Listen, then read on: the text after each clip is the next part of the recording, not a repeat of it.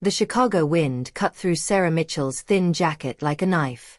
She huddled closer to her 4-year-old daughter Emma, on the transit shelter bench, wrapping her nursing scrubs around them both like a blanket that couldn't possibly warm them enough. "Mommy, I'm cold," Emma whispered, her small body trembling. "I know, sweetheart.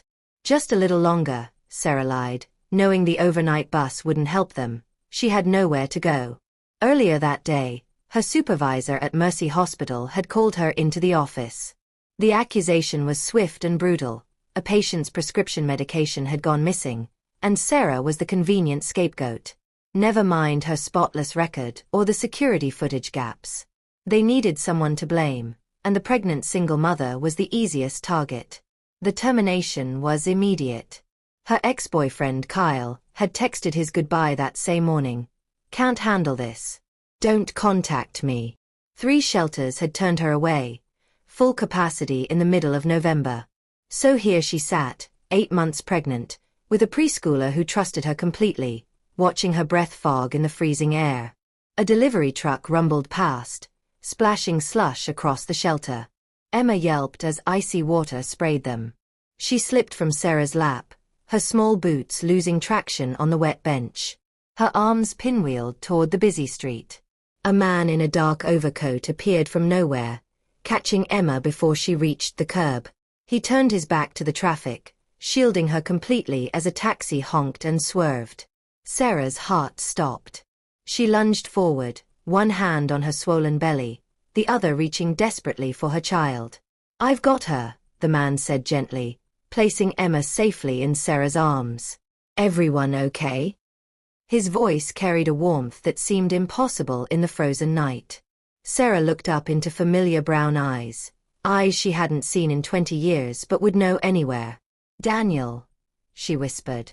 Daniel Chen froze, studying her face. Recognition dawned slowly, then all at once. "Sarah Mitchell? From Bridgeport." She nodded, tears streaming down her cheeks. From relief, from exhaustion, from the impossible coincidence of this moment. Daniel didn't hesitate.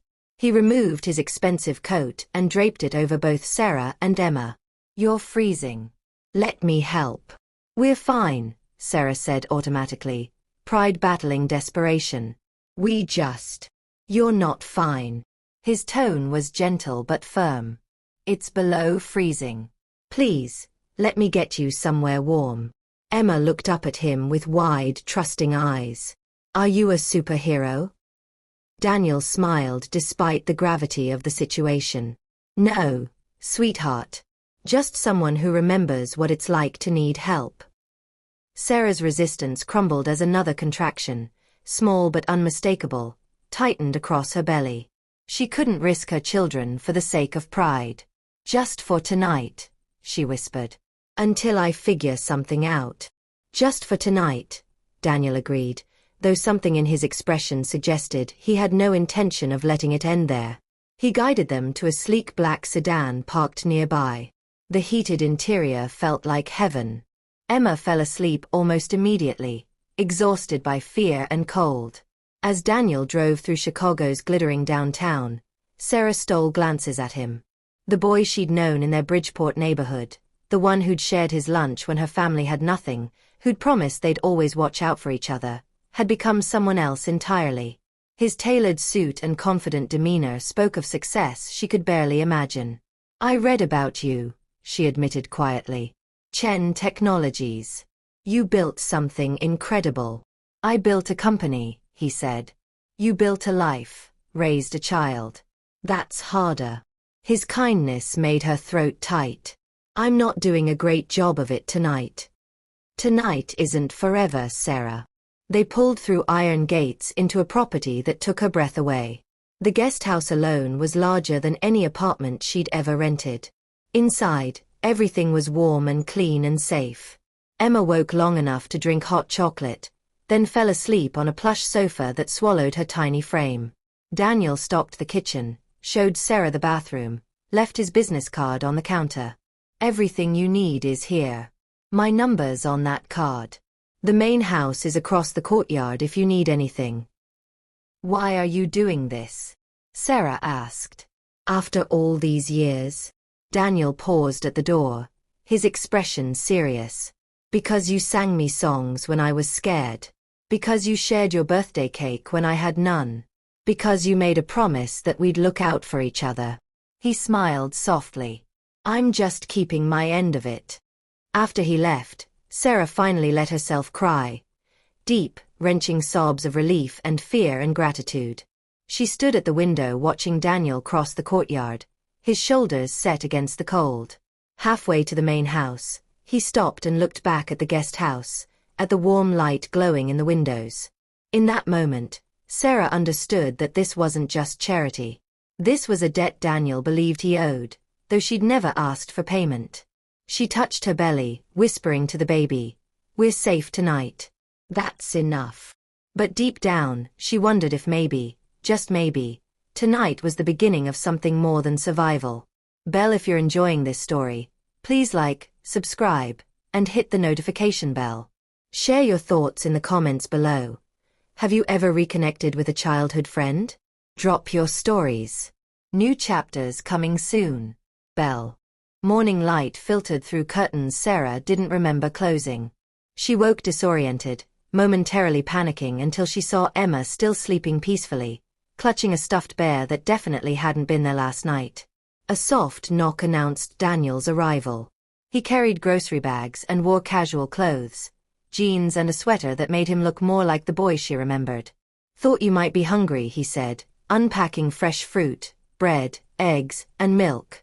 Emma mentioned she likes pancakes. Sarah sat up carefully, her back aching. "You talked to Emma?" "She woke up early. I hope that's okay." We sat on the porch and watched the sunrise. The domesticity of it, this tech billionaire watching the sunrise with her daughter, felt surreal. Over breakfast, Daniel asked careful questions. How long had she been without housing? 2 days. When was the baby due? 3 weeks. Did she have family nearby? Her mother had passed. Her father was overseas with the military. What about the baby's father? Daniel asked gently. Kyle. Sarah's voice hardened. He decided single parenthood wasn't his calling. Sent a text and disappeared. Daniel's jaw tightened. I'm sorry. Don't be. Better to know now than later. Emma tugged Daniel's sleeve. Can you do the song again? The one with the fingers. Daniel smiled and began tapping a rhythm on the table. 4 beats that unlocked something deep in Sarah's memory. She found herself humming along, a melody from their childhood that somehow both of them still carried. Oak Street Park, Sarah breathed. You made that up on the swings. You made up the words, Daniel corrected. About watching out for each other. The moment stretched between them, filled with decades and distance and an unexpected sense of coming home. Daniel's phone buzzed insistently. He glanced at it and frowned. I need to handle some work calls. My assistant, James, will be by this afternoon. I've arranged for you to see my doctor, just a checkup to make sure you and the baby are healthy. Daniel, I can't afford. It's handled. Please, Sarah. For my peace of mind. After he left, Sarah explored the guest house properly.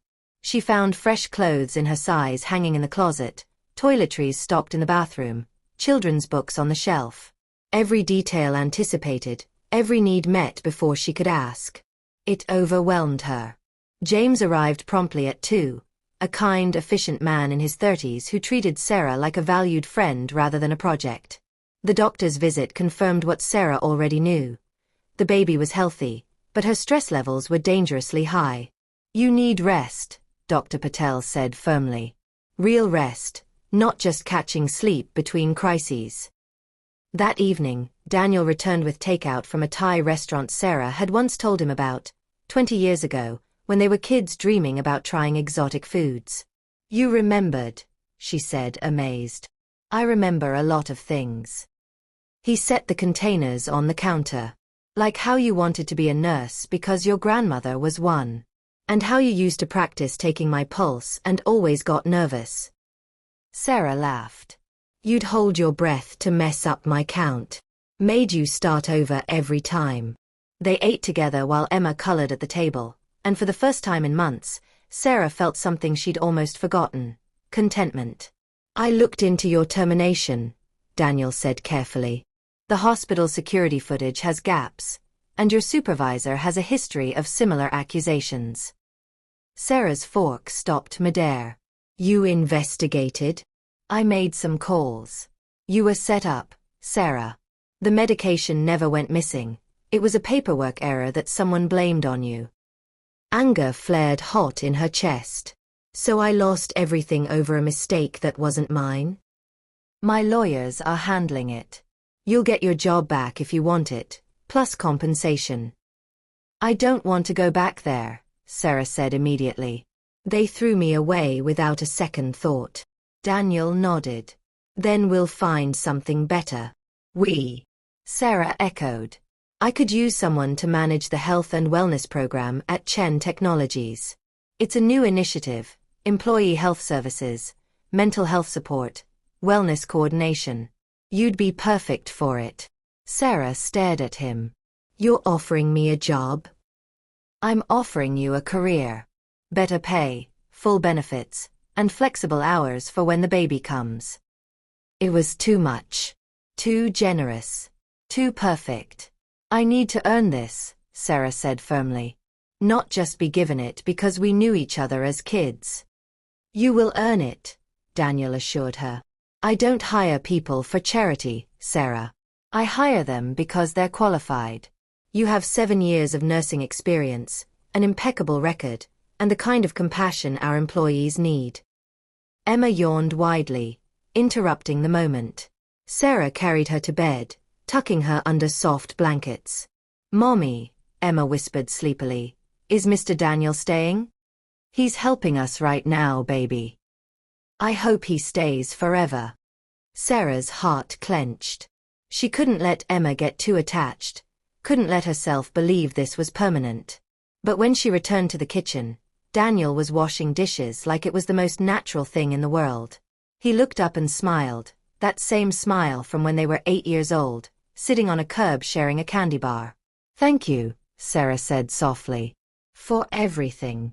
Thank me by accepting the job, Daniel replied. Start when you're ready. No pressure. As he prepared to leave, Sarah caught his hand. Why are you really doing this? Daniel looked at their joined hands, then met her eyes. Because 20 years ago, a girl shared her lunch with me every day for a month when my parents were fighting and forgot to feed me. Because she told me I was smart when everyone else called me quiet. Because she promised we'd watch out for each other, and she kept that promise until her family moved away. He squeezed her hand gently. I'm just paying it forward, Sarah. Long overdue.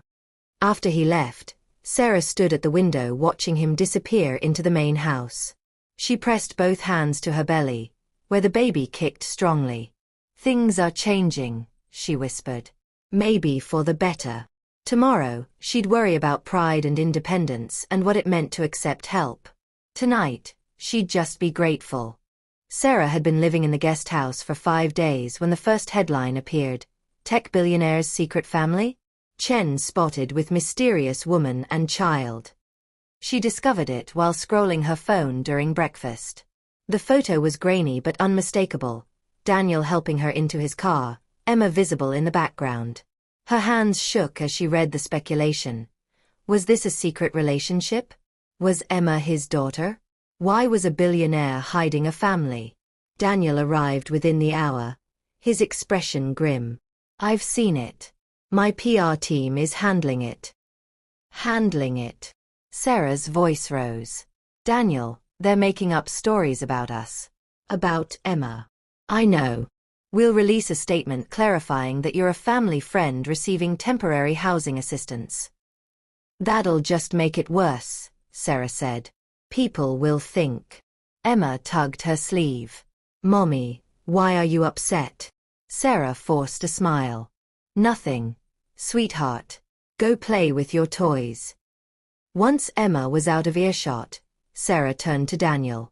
Maybe I should go. Find somewhere else. Absolutely not. His tone left no room for argument.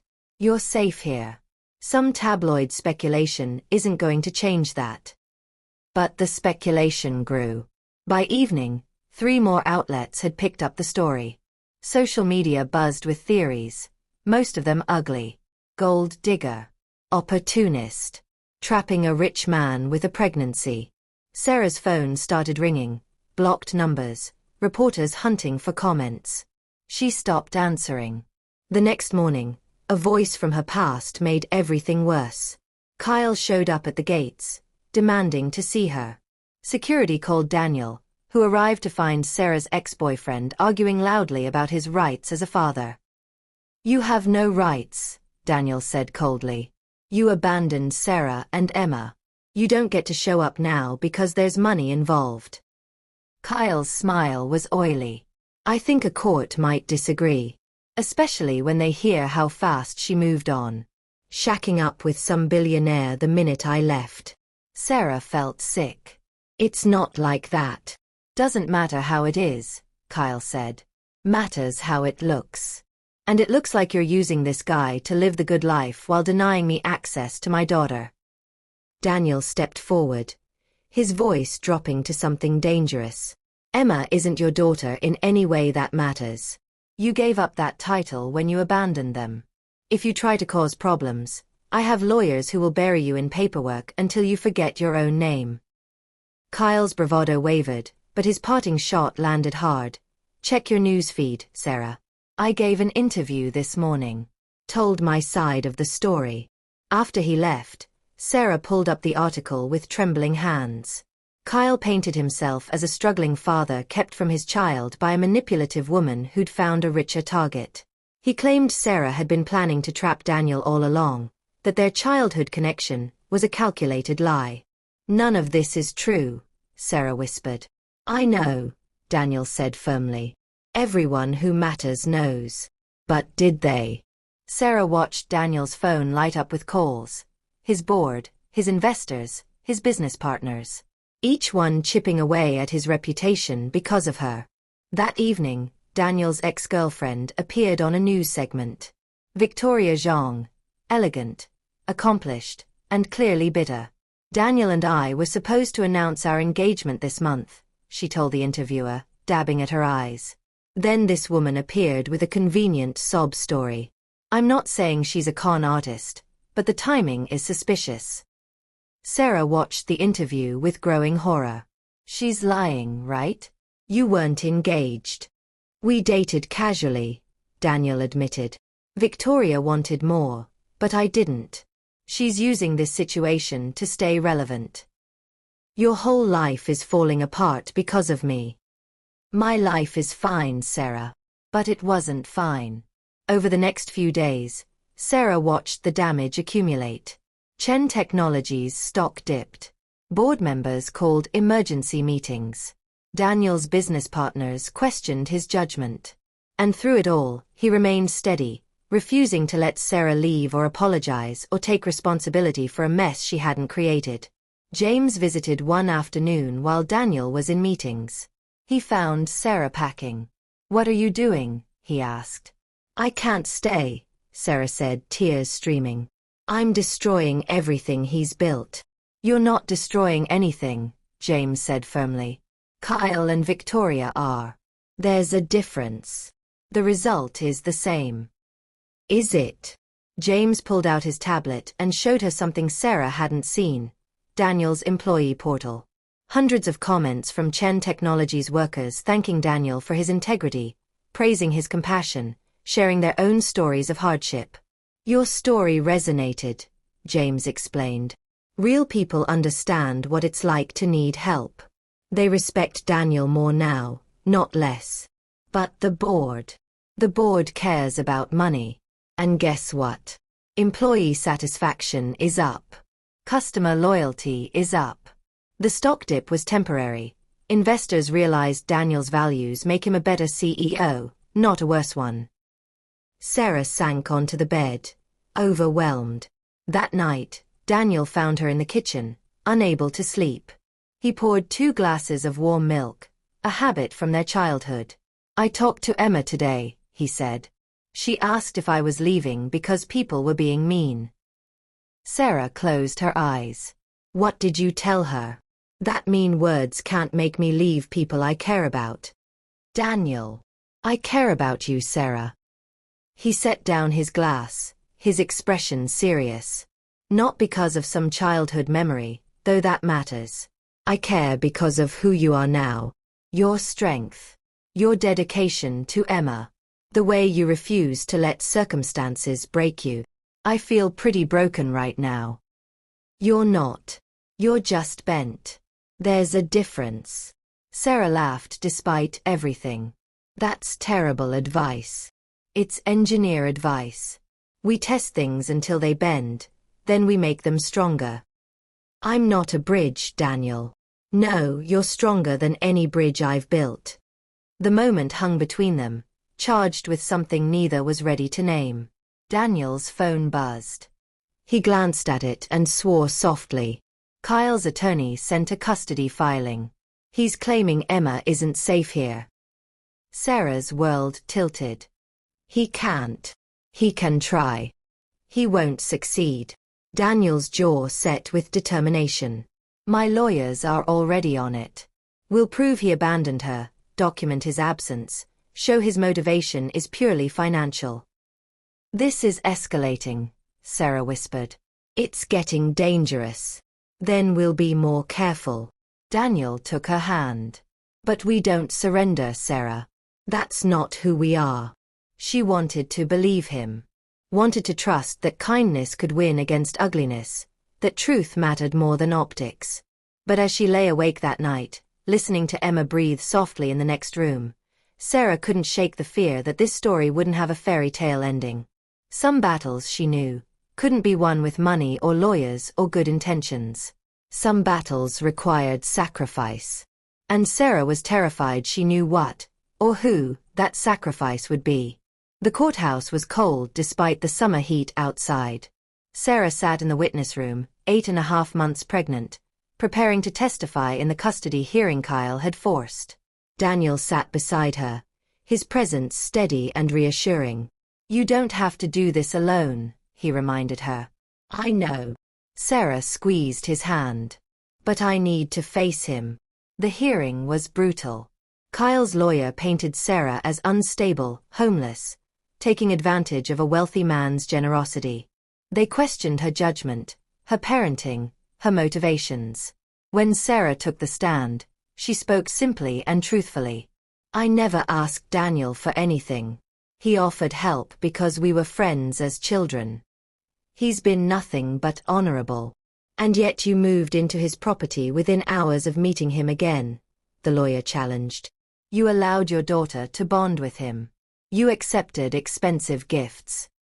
I accepted shelter from freezing temperatures, Sarah corrected. I accepted medical care for my pregnancy. I accepted kindness when I had nothing else. How convenient that kindness came from a billionaire. Daniel's lawyer, a sharp woman named Catherine Park, stood. Objection. Counsel is testifying rather than questioning. Sustained, the judge said wearily. But the damage was done. Sarah could see it in the faces of the observers, hear it in the whispers during breaks. She was the convenient villain in this story. Then Catherine called her surprise witness, Dr. Patel, Sarah's obstetrician. In your medical opinion, Catherine asked, what would have happened if Ms. Mitchell and her daughter had spent that night exposed to below-freezing temperatures? Dr. Patel's answer was clinical and devastating. Hypothermia, possible premature labor, serious risk to both mother and fetus. The child Emma could have suffered frostbite or worse. And Mr. Chen's intervention? Likely saved 2 lives, possibly 3. The courtroom went silent. Kyle's lawyer tried to recover. But surely there were shelters. All full that night, Catherine interrupted, producing documentation. Ms. Mitchell called 7 facilities. All turned her away due to capacity. Her options were Mr. Chen's offer or the street. The judge looked at Kyle with open disapproval. Mr. Davis, where were you that night when your daughter was in danger? Kyle shifted uncomfortably. I didn't know. You knew Ms. Mitchell lost her job that day. You ended the relationship that morning. Where were you? Silence. Catherine produced phone records showing Kyle had blocked Sarah's number. Bank records showing he'd emptied their joint account. Text messages to friends laughing about dodging child support. The judge's expression hardened. Petition for custody denied. Mr. Davis, you have demonstrated clear abandonment. Any future petition will require you to first establish consistent support and presence, which given this evidence, seems unlikely. Outside the courthouse, reporters swarmed. Daniel shielded Sarah and Emma, getting them to the car while security held back the cameras. It's over, Sarah breathed once they were safe inside. That part is, Daniel agreed. Now we handle the rest. The rest came faster than expected. That evening, a news expose aired. James had hired investigators who'd uncovered the truth. Kyle had been paid by Victoria to cause problems. She'd funded his legal fees, coached his testimony, orchestrated the media circus. The evidence was damning. Text messages, bank transfers, recorded phone calls. Victoria's motivation was simple. Humiliate Daniel, damage his company, force him to choose between his reputation and Sarah. But she'd miscalculated. Instead of dividing them, her scheme had exposed her own cruelty. Victoria issued a tearful public apology that convinced no one. Her PR career crumbled overnight. Kyle disappeared back into whatever hole he'd crawled from. And Sarah went into labor. It happened 3 days after the hearing. A contraction woke her at 2 a.m., strong and unmistakable. Daniel had insisted on staying in the main house's guest room, just in case. And Sarah had never been more grateful. He drove her to the hospital, held her hand through contractions, breathed with her through the pain. When Emma woke at dawn, James brought her to visit, letting her see that everything was okay. Is the baby coming? Emma asked, eyes wide. Very soon, Sarah managed between breaths. Can Mr. Daniel stay with you? Sarah looked at Daniel, who'd never left her side. Yes, sweetheart. He can stay. Labor progressed quickly. By noon, Sarah was fully dilated and ready to push. Daniel stood beside her, wiping her forehead, whispering encouragement. One more, the doctor urged. You're almost there. Sarah pushed with everything she had left. A cry filled the room. High, indignant, perfect. It's a boy, the doctor announced, placing the baby on Sarah's chest. Sarah burst into tears, overwhelmed by relief and joy and exhaustion. Hi, baby. Hi. Michael. You made it. Daniel was crying too, she realized. Silent tears streaming down his face as he looked at the tiny life they'd fought so hard to protect. He's perfect, Daniel whispered. He is, Sarah agreed. The nurse took Michael briefly for measurements, then returned him bundled in soft blankets. Dad, would you like to hold him? Daniel started to correct her, but Sarah interrupted. Yes, he would. Their eyes met over the baby's head. Something shifted between them, something that had been building since that frozen night at the transit shelter. Sarah, Daniel began. Thank you, she said softly. For everything. For saving us. For staying. For being you. I should be thanking you, Daniel replied. You reminded me what matters. Before you came back into my life, I was just building companies and accumulating wealth. I forgot about building connections, about being human. Emma arrived an hour later with James, carrying a teddy bear nearly as big as she was. She climbed carefully onto the hospital bed and peered at her brother. He's tiny, she observed. You were once too, Sarah said. Can we keep Mr. Daniel? Emma asked innocently. Sarah laughed. Emma, people aren't pets. But can we? Daniel knelt beside the bed, at Emma's level. How about this? I promise to be around as much as your mom says is okay. Deal. Emma considered this seriously, then nodded. Deal. But you have to teach Michael the finger song too. Deal, Daniel agreed.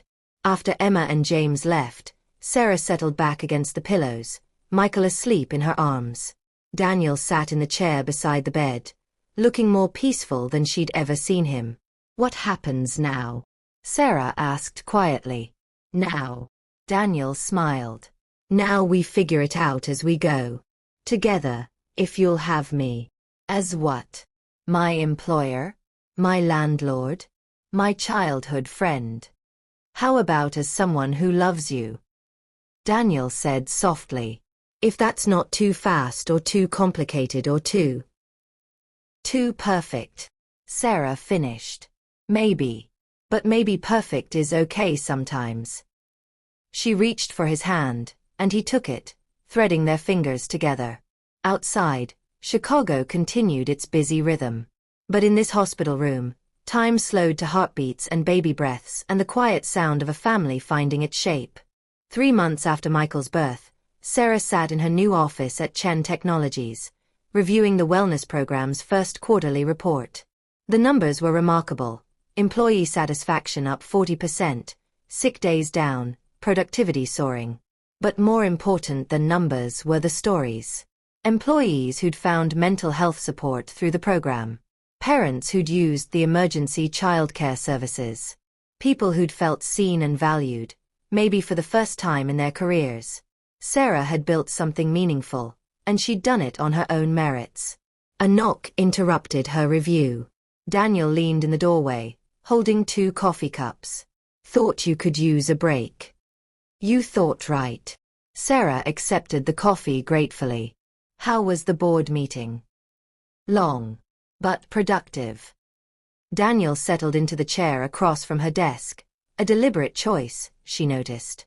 In her office, she was the professional, and he respected that boundary. They'd been navigating their relationship carefully, mindful of office politics and Emma's attachment and the very real fact that Sarah was still finding her footing. They approved the expansion, Daniel continued. The wellness program is going company-wide. 20,000 employees.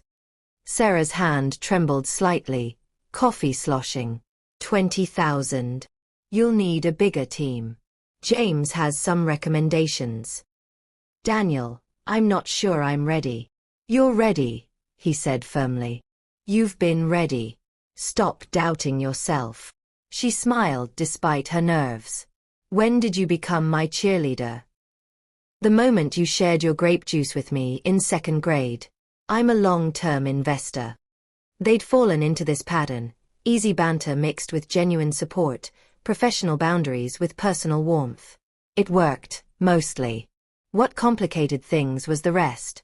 The way Daniel showed up for Emma's preschool performances. The way he'd baby-proofed the guest house without being asked. The way Michael smiled when Daniel held him, like he knew something the adults were still figuring out.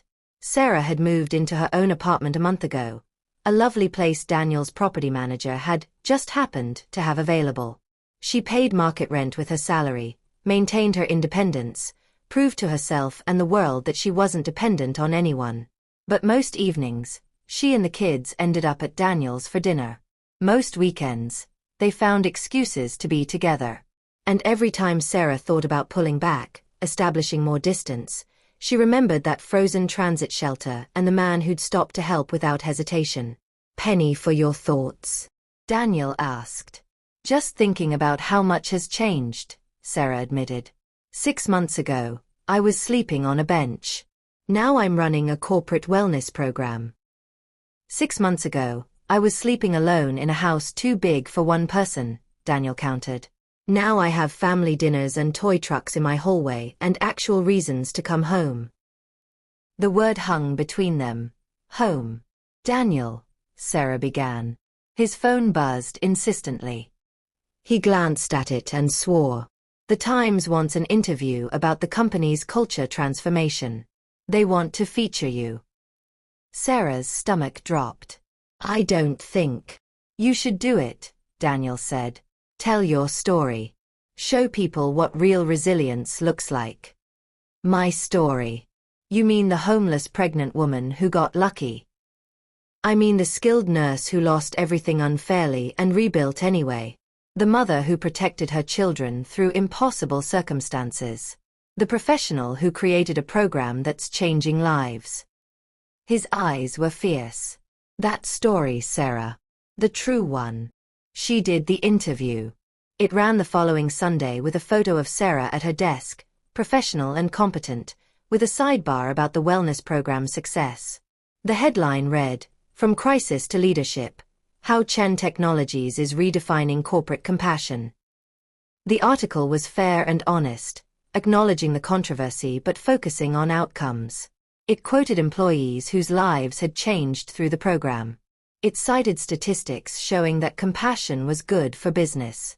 By Monday, Sarah's inbox was flooded with requests, other companies wanting to implement similar programs, non-profits seeking partnerships, journalists wanting follow-up stories.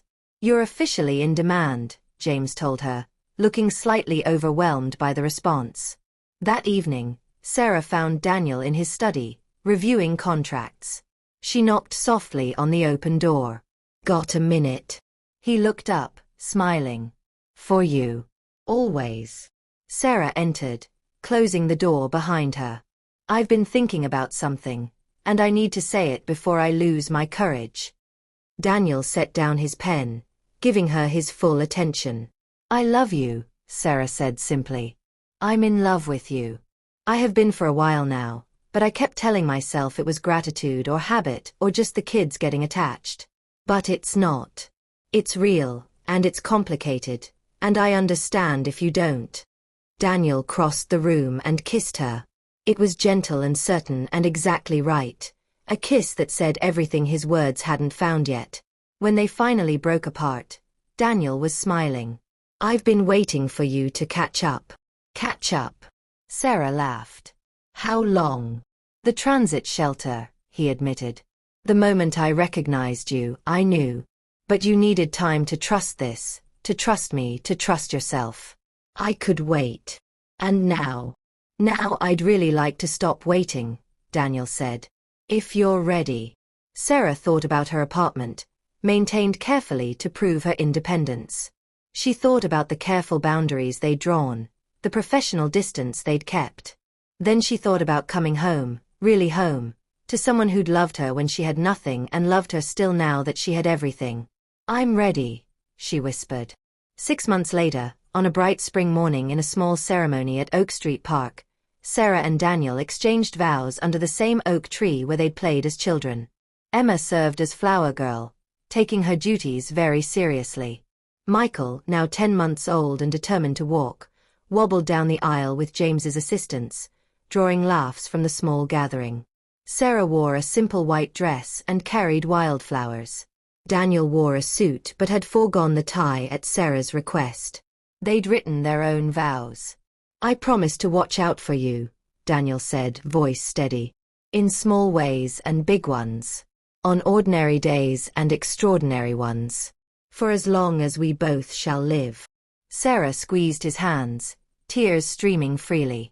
"I promise to let you. To trust that kindness isn't weakness and accepting help isn't failure. To build a life with you where love matters more than pride." The officiant pronounced them married, and their friends erupted in cheers. Emma danced in circles, her dress spinning. Michael clapped his chubby hands, not understanding but delighted by the joy around him. At the reception in Daniel's backyard, their backyard now, Sarah found a quiet moment to stand back and observe. The Chen Technologies employees who'd become friends. The neighbors from her new community. James, who'd gone from assistant to family. Dr. Patel, who delivered Michael and stood witness to their journey. Even Kyle's absence felt right. He'd signed away parental rights in exchange for Daniel dropping all legal action.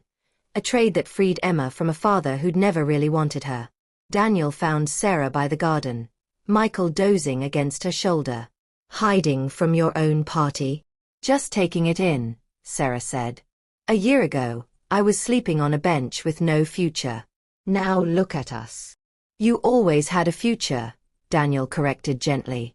"You just needed someone to help you see it." Emma ran up, breathless and glowing. "Mommy, Daddy, Daniel. They're cutting the cake." Sarah and Daniel exchanged a look at Emma's casual use of Daddy Daniel, a title she'd given him without asking permission, and he'd accepted without hesitation. "Let's go then," Daniel said, scooping Emma up with his free arm. "Can't miss our own cake."